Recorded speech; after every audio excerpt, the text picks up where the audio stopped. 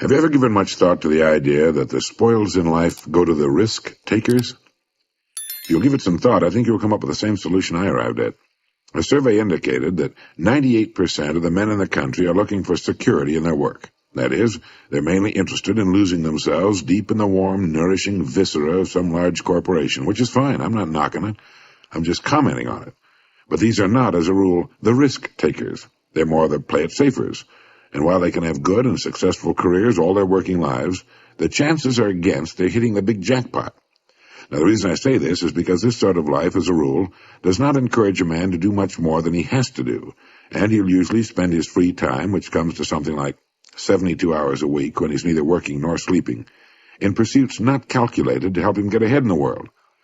Now, the man who risks his spare time writing a book, painting pictures, fiddling with inventions, continuing his education, is generally the one in this kind of milieu who will advance above his fellows. But the man who risks all of his time on a goal he wants to reach, on a dream in his heart, who stakes his livelihood and the livelihood of his family upon his own brains and the proper use of his time, and tackles the world single-handed, here's the risk-taker to whom the spoils will generally accrue. Now, I'm not talking about the impractical dreamer and stargazer. I'm talking about the man of action who gets out and raises the dust in the world. He might take some king-size pratfalls and be snickered at by friends and relatives of a more conservative bent, but he'll usually make the grade if he stays with it, and earn their admiration, if not envy, before he's through. You know, one of the biggest factors in his favor is the size of the group he belongs to. According to the most reliable figures I can find, this risk-taker belongs to only about 2% of the population. And since he's generally working on an idea that will in some way serve the big 98%, the odds swing rather favorably to his side. Additionally, a man on his own must think. He must devote more of his days to thinking. Conversely, the man with a good steady job who's familiar with his work and surroundings can go along pretty well from day to day without doing any creative thinking at all. And as I said, we have a tendency to do no more than we have to. Anybody who spends a good deal of his time thinking is going to come up with a good idea once in a while. The law of averages is definitely on his side. And if you'll think about it a minute, you'll realize that he only needs a few, maybe only one really good idea to make it big. Now, the more you think about it and analyze it, the more it makes you think that what appears to be the risk-taker really isn't nearly as big a risk-taker as you might imagine. The cards are stacked pretty well for him from several important standpoints. But as I said in the beginning, the spoils definitely go to the risk-taker. People who play it too safe take the greatest risks. Did you know that? In the long haul, the intelligent risk-takers develop the greatest security. It's the wise person who learns the importance of risk-taking. During World War II, psychologist E. Paul Torrance made a study of United States aces flying in the Pacific Theater of Operations.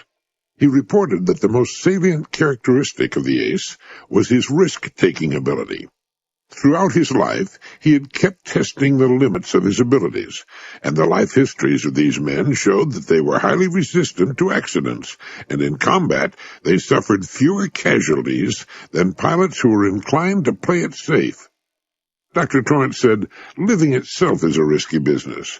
If we spent half as much time learning how to take risks as we spend avoiding them, we wouldn't have nearly so much to fear in life."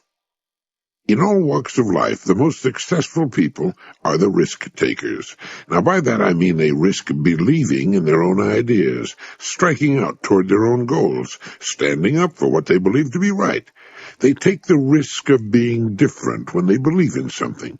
Now, this has a tendency to make the going a little tougher for a while, but they almost always wind up ahead of the game eventually. Risk-takers realize there's nothing wrong with an occasional failure. The play-it-safers seem to think a failure means the end of the world. The risk-takers are not foolhardy. Getting back to the World War II aces for a moment, it was found that these men were very fussy about their airplanes, armament, and equipment. They were painstaking in preparation, highly disciplined in following instructions and what they'd been taught. But in an encounter with the enemy, they would immediately take charge and go on the offense. The best defense is often a good offense. The best pass defense in football is to rush the quarterback. When a storm comes up, ships in the harbor head for the raging open sea unless they're protected in slips. In the harbor, they could drag their anchors and wind up on the beach or the breakwater. So what appears to be risk-taking is often the most intelligent course to follow. It leads to security, while what would appear to be the safest course of action can lead to disaster or simply nowhere. A young woman whose romance had gone on the rocks told her mother that she was never going to permit herself to fall in love again. You only get hurt, she said. And if you don't fall in love, her mother said, you don't live. It's another one of those risks the successful person is willing to take. Everyone runs risks, quite sizable risks, every day of his life, risks he takes for granted or isn't even aware of. But when an unusual situation comes along that involves risk-taking, how do you decide whether or not to go ahead? When a situation comes along that involves risk and you don't know whether to go ahead or hold back, reassess your goals. What are you trying to accomplish? What are you working toward? Will taking this risk, if it works out successfully, help you toward your goals? There's nothing some people like to do better than to give advice. Unfortunately, a lot of advice that's dished out would have to be classified as useless information. If I had to pick a winner in the useless information department, it would probably be the advice that goes, look before you leap. It is a good recommendation for swimmers and jumpers, but as far as life is concerned, it's impossible to do. We can look backward.